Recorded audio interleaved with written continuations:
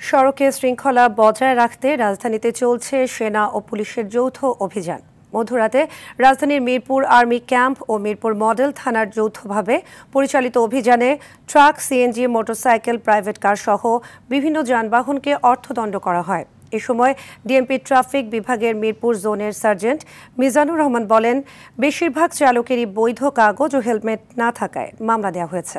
এসব অপরাধে রাত 12টা থেকে প্রায় 25টি মামলা দেওয়া হয় বলেও জানান তিনি। এ সময় চালকরাও ট্রাফিক আইন মেনে চলার প্রয়োজনীয়তার কথা স্বীকার করেন।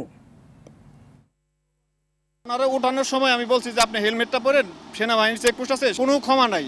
উনি বলছে যে আমার দামি বুঝুনি, 2000 টাকা মামলা দিছে। 12টা থেকে এখন পর্যন্ত আমরা মামলা দিছি প্রায় 25টার উপরে আর কি।